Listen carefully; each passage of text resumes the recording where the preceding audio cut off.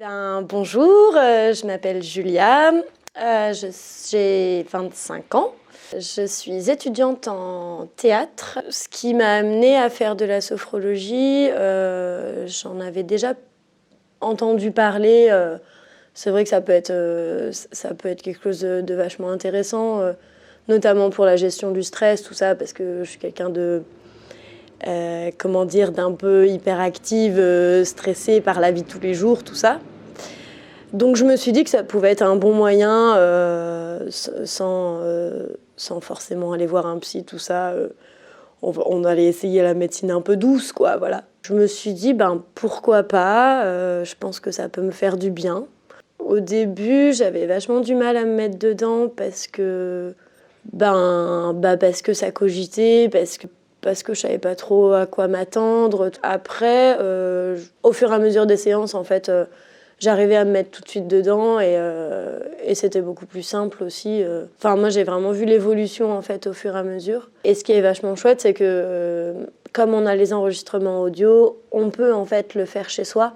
Et ça, c'est un truc qui est hyper rassurant aussi, de se dire que si à un moment dans notre vie, on sent qu'on a besoin d'un truc qui nous calme, qui nous remette aussi avec nous-mêmes, voilà, on peut se faire notre propre séance, entre guillemets, et c'est hyper agréable, quoi, de retrouver cette même sensation qu'on a eue le jour J au moment de la séance, et de le retrouver chez soi, d'avoir cet état-là, en fait, qui est vraiment revivifiant.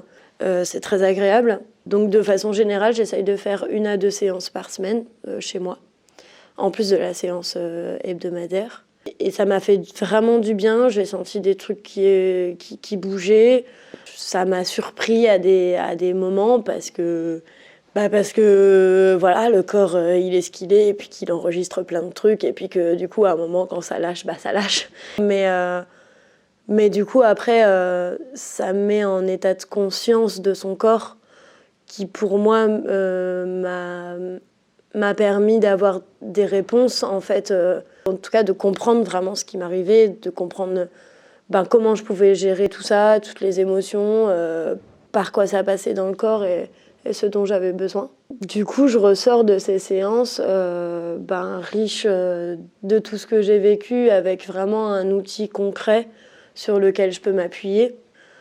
C'est vrai qu'il n'est pas forcément simple, en fait, dans la vie de tous les jours, de se prendre un temps pour soi et se dire, ok, comment on est aujourd'hui, qu'est-ce qu'on a comme ressources et tout.